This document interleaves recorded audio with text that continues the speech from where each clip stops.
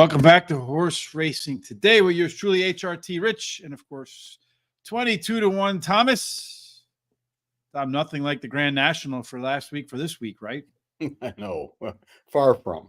Well, something kind of similar. We got all those 2-year-olds in the second race we're going to do at Newbury today because the flat season's kicking off over there in England. Was that the motivation, Thomas? It started last month, and we're really rolling now. Mm-hmm.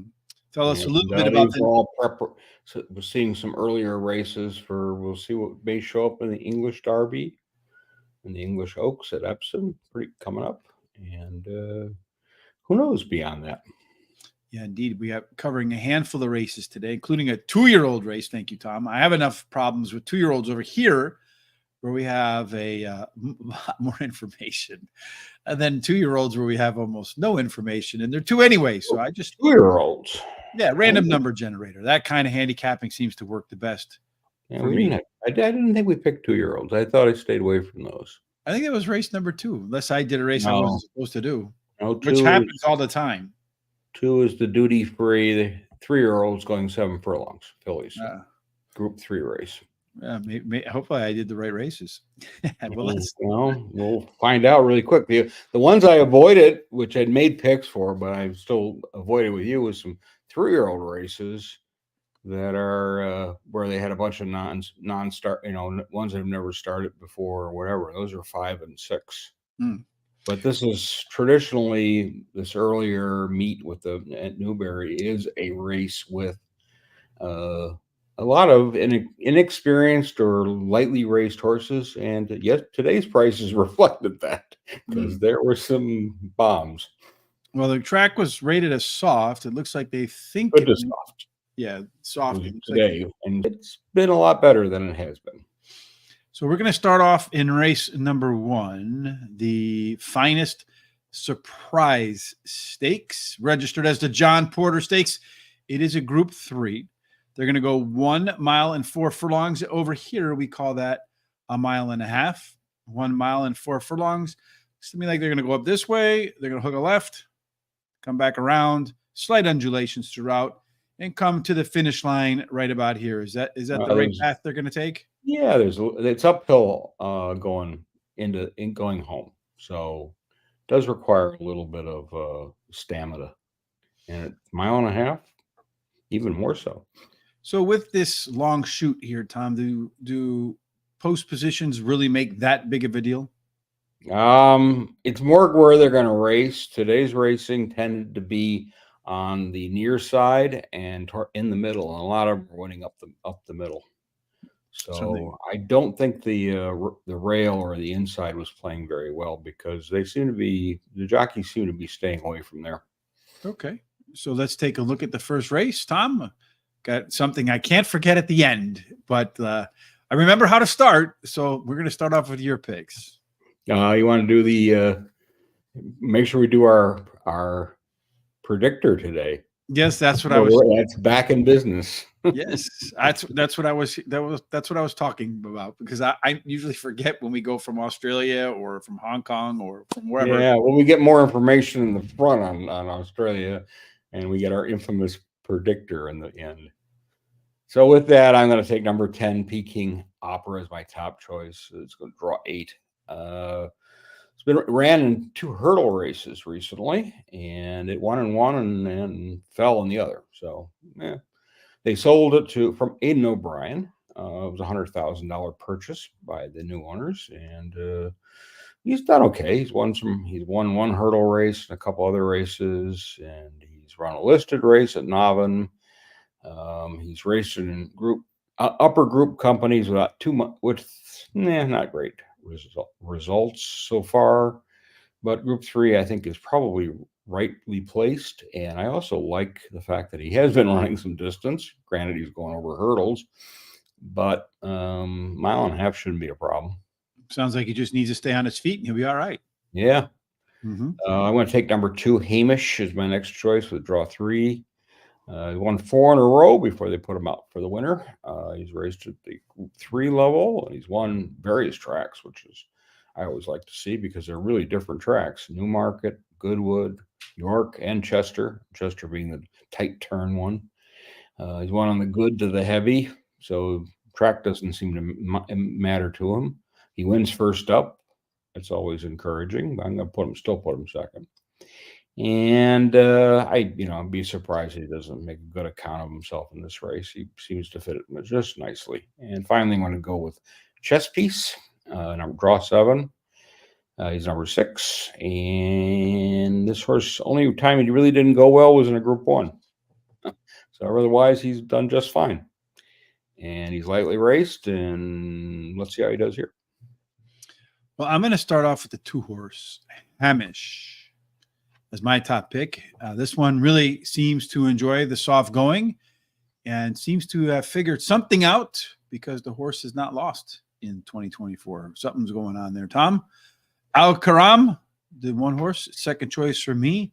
The last 2 times that this horse came off the bench following some rest, he did the same thing both times. Tom, he won. So why not put him second?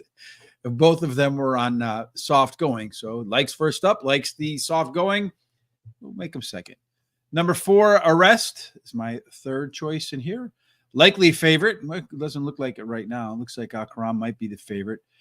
But the horse did finish second in a group 2 last out.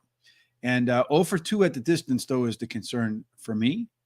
And then finally, I'm going to go with number 8, Mutaba. I think I got that right.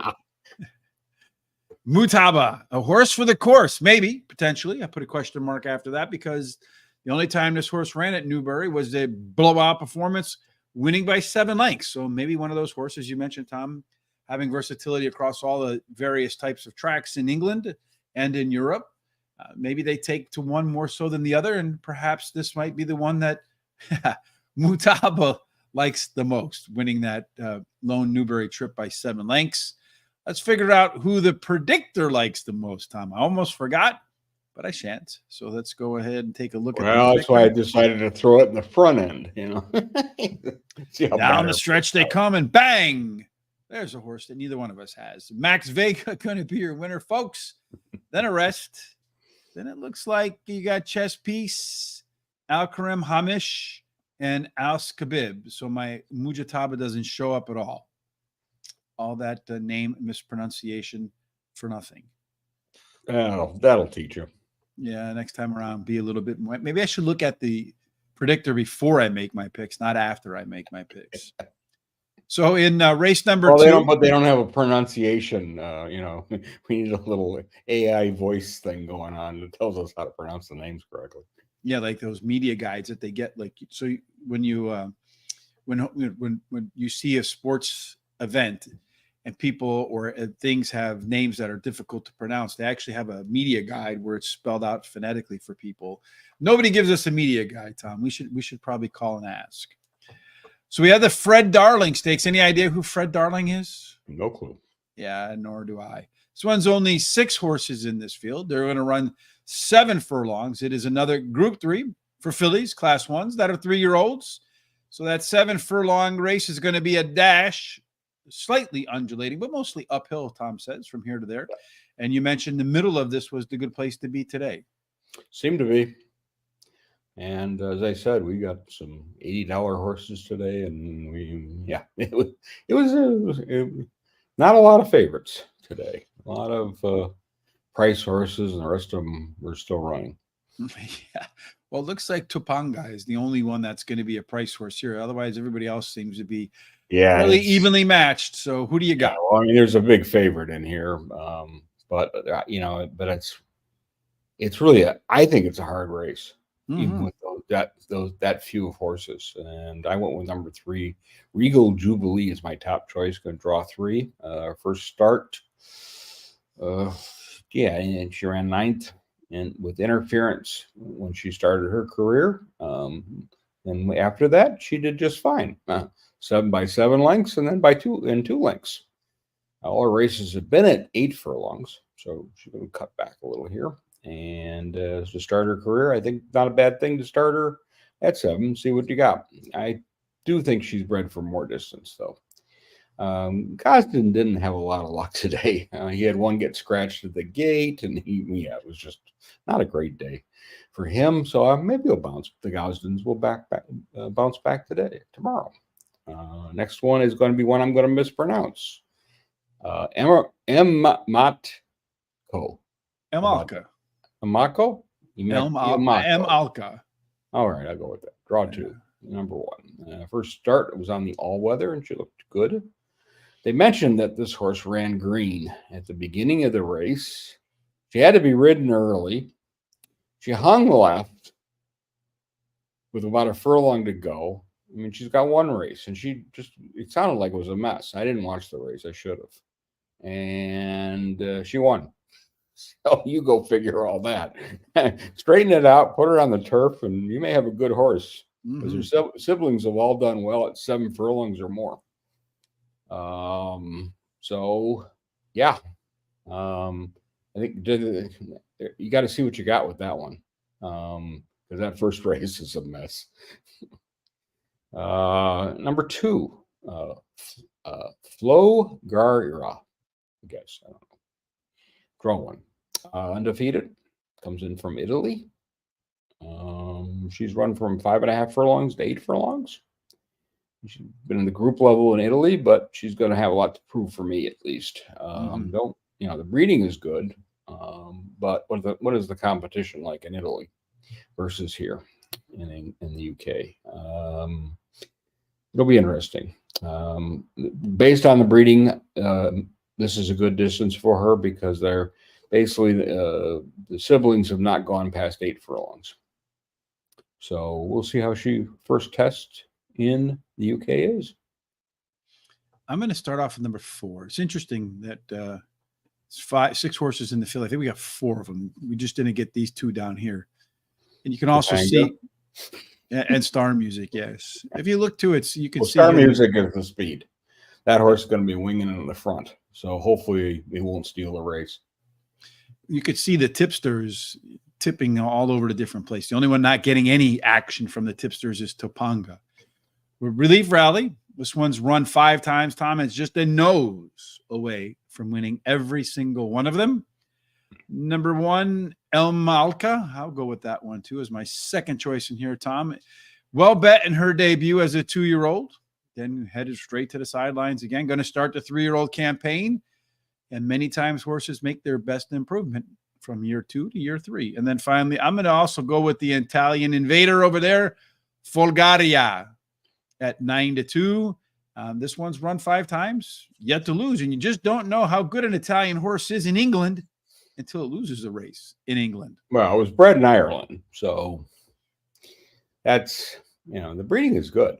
It won't, but again, it doesn't appear to want to go past 8, the mile distance or 8 furlongs.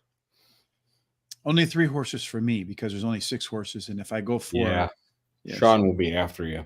Yeah, I get like these mean tweets all the time or mean texts. Like, what are you doing? What we're doing now is race number 3. This one is the Too Darn Hot Greenham Stakes, Tom. I can't imagine it's too damn hot just yet over there. But they're going to run 7 furlongs again. We talked about them. Oh, damn. Didn't take long to forget race 2, Tom. Let's go back. You forgot something. Yes, indeed I did. It's tough to be old, right? Mick Jagger from England says what a drag it is getting old, and I happen to agree with Mick in that sentiment. All right, do I agree with this? Regal Jubilee, Relief Rally, and Folgaria. Hey, they got the Italian horse in there, Tom, somehow. Usually they don't have the foreign invaders. The foreign horses, yeah. That's usually I don't have enough data on it to put it in. Some upgrade going on right there. But it looks like, on paper, it looks like a competitive race. But according to the algorithm, it's not going to be a very competitive race. So let's see who's right. The odds makers or the software maker. Well, we know we're going to get an honest pace. Mm-hmm. So even for this small of a field, there's one horse that's going to be out there winging it. Yeah, and let's see. Did you what Star was that? Music. Was that last week, Tom, where the girl horse got out to like a 30-length lead? Pride of Jenny, and I picked her for 3rd, and I said if she gets on the loose lead, she will win. Guess what? She got on a loose lead, all right. Oh my God! She was like running in a, like, it's like they gave her a half a track head start. Yeah, it was unbelievable. Yeah, that was unbelievable. And Even the quite a announcer. performance. I don't know if she can repeat that, but the interesting thing is she's done good, good front running at that high level. So it wasn't a complete shock, but the way she ran and won, yeah, I would say it was. Yeah, it's like she was running one race and everybody else was like running in another, like expecting that was pretty amazing run. Well, we'll see if that horse can do that. We're going to go 7 furlongs again in the 2 darn hot Greenham Stakes. Now that we were able to rewind and go back and do the predictor for race number 2. Hopefully we don't forget about the predictor in race number 3. We won't forget that they're going to run straight down the straightaway there, Tom, a little bit uphill with undulations throughout. Again, today, the middle of the track was the preferred place to be. Tom, who do you prefer to win this one? 11. Zoom zoom. Draw number 3. You just wanted to say that. Oh, yeah, absolutely. Undefeated in 3 starts. Won his last race at St. Cloud in a listed race. All races have been at 7 furlongs. One was on the all-weather, and 2 of them been on the heavy going. So the good to soft. Be interesting. Moving up in company, definitely, but not a big jump. And really, I couldn't get past this one. I really think this one's got a great chance of keeping that undefeated record going. I'm going to take number 6, which is James Delight. With draw 5 was my next choice. Had a winning effort this year on the heavy going, and it was in a handicap race. And he won it by 6.5 furlongs. So, off that race, he got his highest rating ever. Well, yeah, he should. It was a good effort. Mm-hmm. All his efforts have been good, really. I mean, but they're not all winning efforts. I mean, he's raced the novice and handicaps again. Another one moving up a little bit. But that last effort, if he goes forward off that one, I would say he's going to be very tough in here. And finally, I'm going to take Army Ethos. That's number 2. And he's got draw 8. It was only a maiden winner. But he's got a race at Royal Ascot as a 2-year-old. And it was against River Tiber in a Group 2. And he ran second at a big price. And he's also ran on a novice race on the all-weather and ran well. This is one where I think could be interesting in the betting. Because I don't know where the bettors are going to put it. Mm-hmm. Yeah, after that zoom horse, you're right. It's pretty much wide open who's going to come in. But I'm going to try to beat the zoom, the heavy favorite right now, about 2-1. I think probably goes off closer to 1-1. I'm going to do it with the 7 horse, Mr. Sketch. Actually gets a couple of tips in here too. So some people are reading my notes, but I think the class is there to have a shot at this race. Tom did finish second with in a Group 2 effort, so it can handle the competition. And then I'm going to go with Zoom, the favorite in there, that one. Unbeaten in a trio of races, and pretty much every single one of them was kind of easy. So let's see if this competition can give it more competition today. Number 5, Esquire, 25-1. That looks like a Tom pick to me. I'm going to pick a price horse here because this is the second time in its career it's going to make a first up race. The only other time that this horse won was in its debut. So maybe it's one of those horses that likes to get a little bit of time, a little R&R in the barn, and then come out and run fresh, and then kind of comes down a little bit. So peaks right off the bench. And then finally, the 3 horse, a Ballymount Boy, the 4th choice for me, where I won't upset our good friend Sean.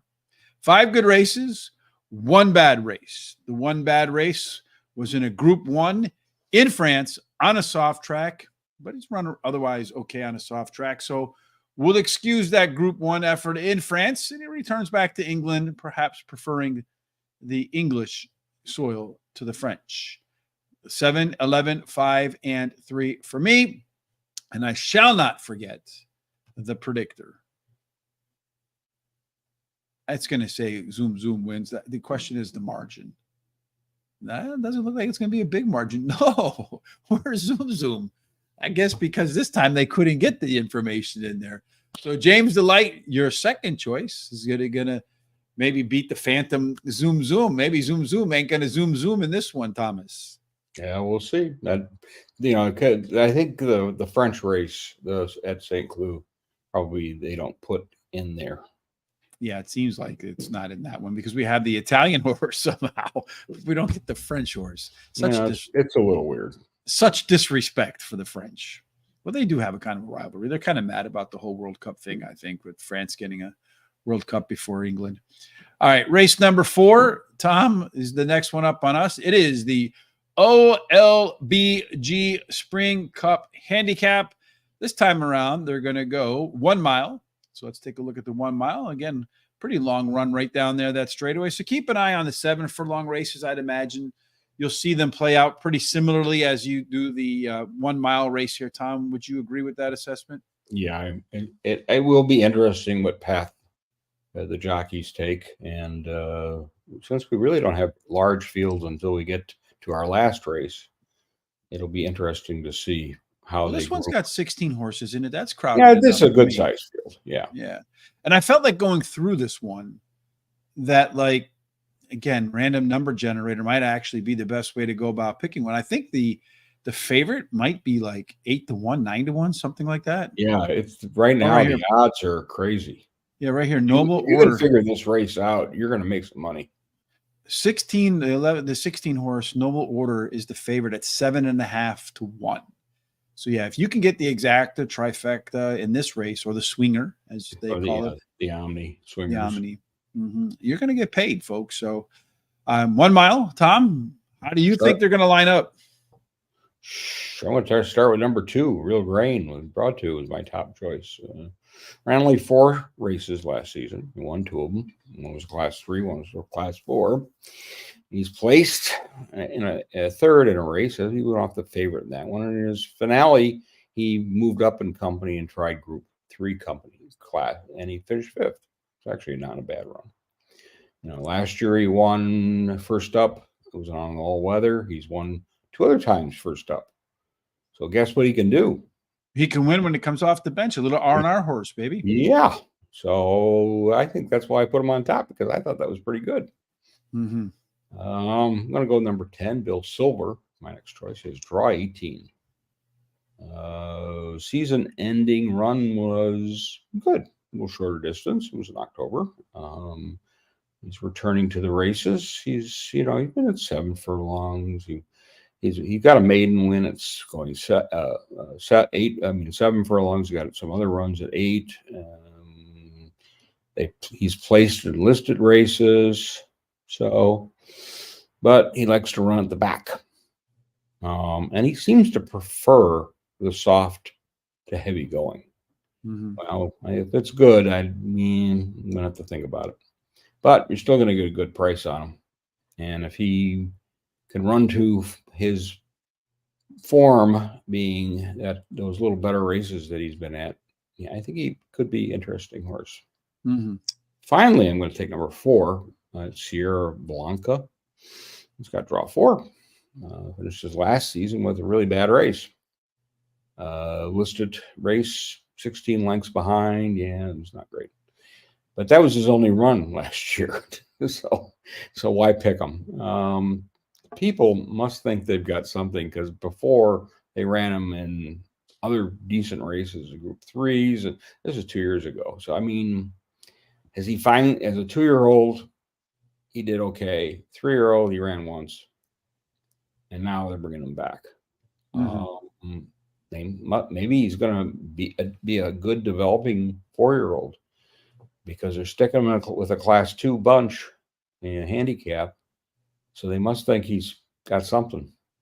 So I couldn't leave him off my ticket. Mm. Funny. That's the only horse we agree on in the whole field is the 40-1 shot. I have it 4th in my selections. I'll start down there. And maybe the reason the connections, just to kind of build on what you're talking about, then maybe the connections look back and saw that the horse ran a mile once, did win that race. It's the only race that the horse has won, and that was on a heavy course. So maybe if it does dry up a little bit, it does work to its disadvantage. But it seems a lot, the one at the distance, and it does have a run at Newbury, and that was a 3rd. So perhaps the horse likes the course, perhaps likes the distance, and might get footing that it likes at 40-1. So that's my fourth pick, Tom. But my first pick is right above it. That is Thunderball. Got to like that name right there. This horse has a good chance to improve in its second start after a layoff. And as we talked about this race being wide open, I tried to find some things where I can kind of knit together a reason the horse could win. And the only time this horse ran at Newbury, it won decisively, smoking the field by 4 lengths. So maybe a horse for the course yet to be found out. My second choice is number 12, Terwada. This one, I was thinking about putting this one first. I don't know if that 21st post running straight down the field or not makes a difference or not. Maybe it's a hindrance. Maybe it's a not. Other than that, the best race of this horse's life by a pretty good margin was 1 mile on the soft grass. Finally, but third out of 14 for me is Godwin Son at 10-1 right there, Thomas. Maybe exiting a key race where he finished 4th. Since then, a few that beat him came back to win again, including the horse that won that race came back and captured itself a Group 1 victory. So maybe one of those races where the horses faced off against some good company, and today might be a softer group. Maybe no Group 1 winners in this pack of horses. I don't think so. But all right, well, let's see what you also never know. Well, you never can tell, right? That's the I mean, these are horses that are either going to take a step forward or take a couple steps backwards. Now let's see who the predictor thinks is going to step forward and put his name on the trophy here. Wow, it's going to be a tight one. Bang! I see a photo finish for Thalys Elover. Do we have any of these? We don't have any of these horses, do we? I only have one of them. We do? No, we don't. We don't have any of them. That's pretty funny. All right, well, folks. Well, it's a big field. Well, I mean, between you and me, we agree on one horse. I said I was thinking more in terms of because the last race I think is the bigger mess to try to figure out. This one I thought I maybe have a chance, but the odds were so crazy. You looked at these horses. I'm going, I can get 7-1 or better on a favorite. Mm-hmm. Like, how many races can you say you've had like that? Well, this is a 16 horse field. Yeah. Between you and me, we picked 6 different horses, right? And then on top of that, you have 1, 2, 3, 4, 5, 6 more. So 12 between the predictor and you and me, we have 12 of the 16 horses. So maybe the one to bet is the one we both agree on at 40-1. So that one might go off as your favorite now. Hey, 20. We had, as I said, today was some good prices. So hopefully that carries through tomorrow. Well, we're going to skip forward a couple of races as we talked about at the top of the show. We're going to go to race number. Well, and I made some picks just so, and you can put them out there for what they're worth.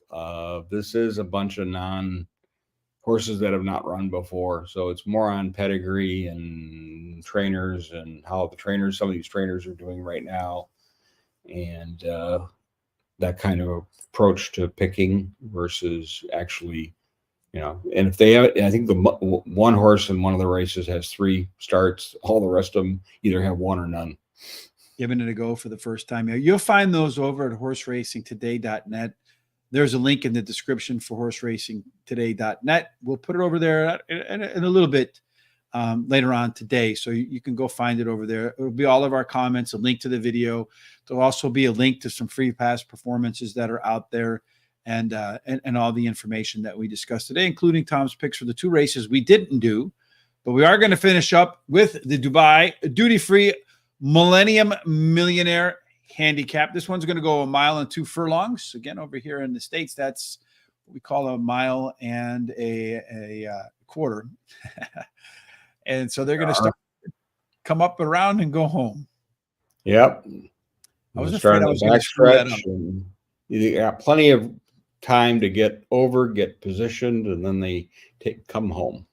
Yeah, it looks like it's a little bit less time, though, than that opening race. So I would think you better get your position earlier, better get down and save ground. Otherwise, you could find yourself in a little bit of trouble. Yeah. All right, Tom, for the last time this week on Foreign Fridays, who is your winner? Number 9, Count Lion. Draw 14. Last season's last race was a 16-length loss. Its final race. It was a Class 3 race, and it was on the all-weather.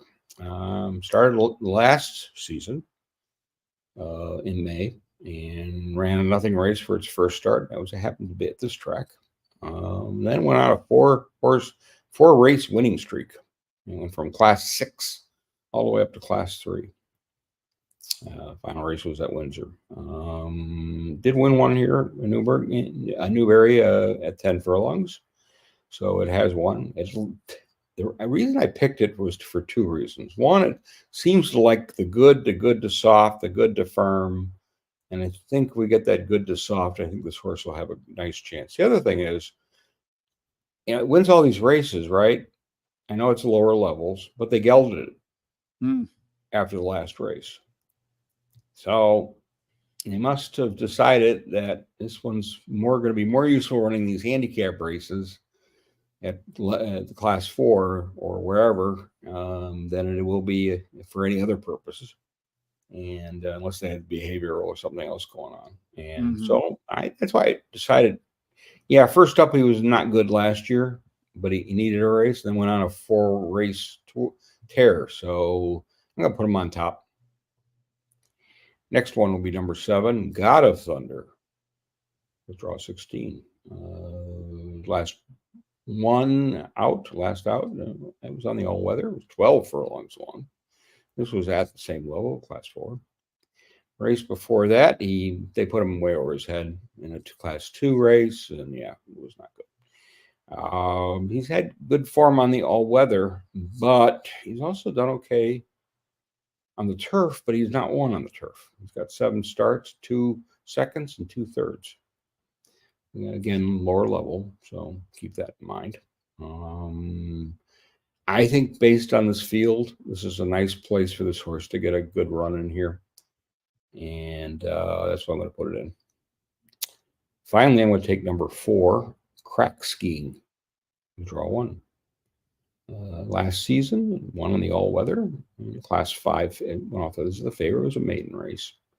He's placed once at Newbury in Class 4 race. It was a novice. But he's been competitive in most of his races. So I always like to see that. And with that, I'll put him in the money. And again, looking for some decent odds.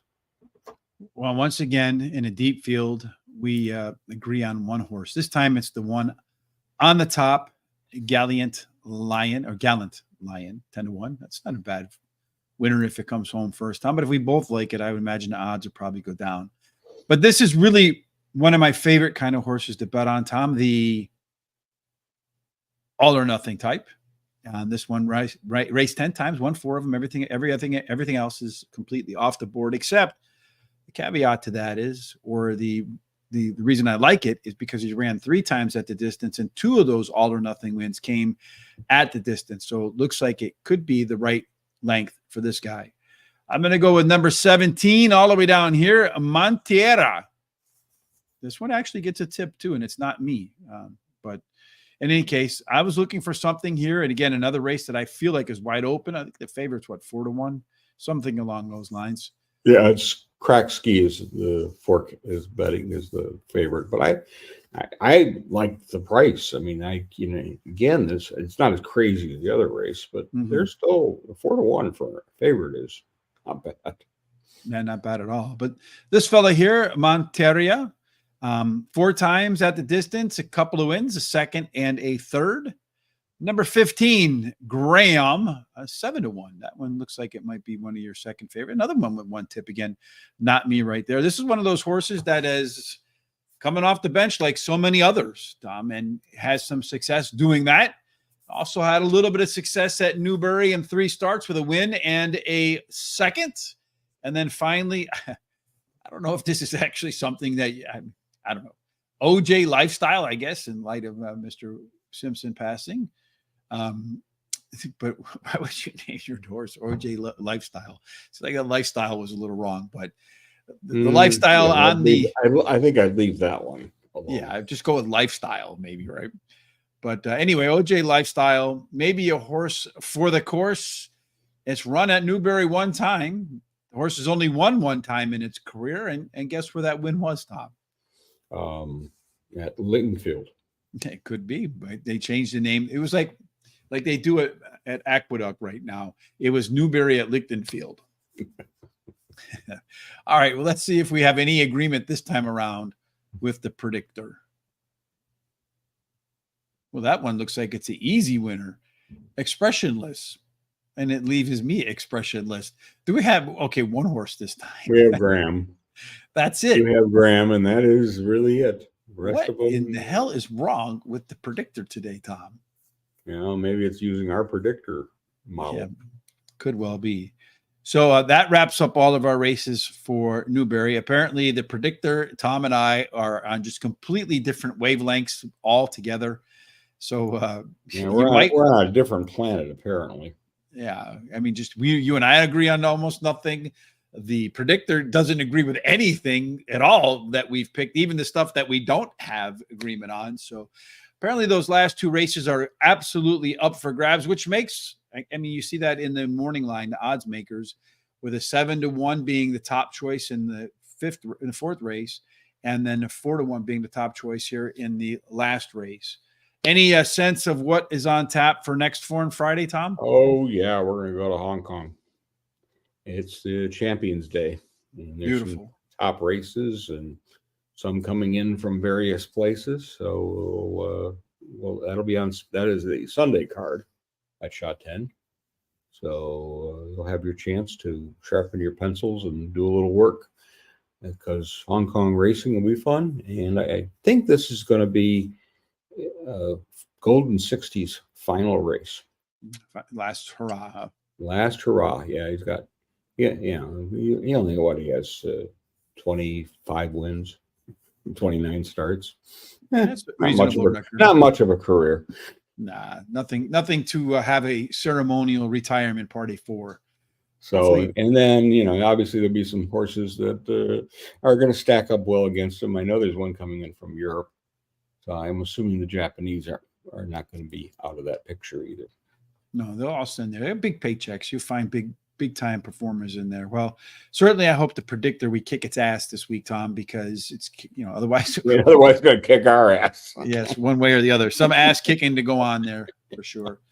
Anyway, I'll be back with our good friend Terry Hollywood Hay on Monday and Tuesday for Parks, Wednesday and Thursday for Keeneland. We're closing in on the Kentucky Derby, just a few weeks away. Of course, we'll have our wagering guide. As always, at Guaranteed Tip Sheet, there's free picks there every week, every day. Just head down into the description below, get those free picks. And then, of course, Thomas, you and I will be back for Hong Kong next Friday. To make sure you don't miss anything, folks, kindly follow us along on all our social sites. We're just a couple away from hitting 5,000 on YouTube. So if you haven't subscribed there yet, kindly help us get over that hump, so we can hit that 5,000 number and work our way to 10K. Tell your friends and neighbors. Yes. Open up the window, get a megaphone, and yell. Tom and Rich are on for Foreign Fridays. You never want to miss that, because we've kind of actually been on a roll of late. So let's hope that can continue. Yeah, my last week, the picks we did on air, I didn't do so well. I think I had one or two winners, and my picks that were just as picks, those did just fine. I think I had 3 trifectas in 5 races, and then 1 exact in the other one. Yeah, so I had an exact. I think I won trifecta, but my main picks, my main winners were ones that were not the races we covered. They were just ones I picked. Mm-hmm. And which is why you want to go to horseracingtoday.net to make sure you get Tom's thoughts on those. All right, folks, no matter what you're doing for the rest of this weekend, whether it's at Newbury, fighting against the predictor, or you're going to do some homework for the races here in the United States, or you're just going to sit around, take it easy for the weekend, we certainly hope that you have God's grace, God's favor, Tom, and every single thing ends up in the English. Winners in closure. Indeed. Thanks for joining us, folks. Have a fantastic weekend.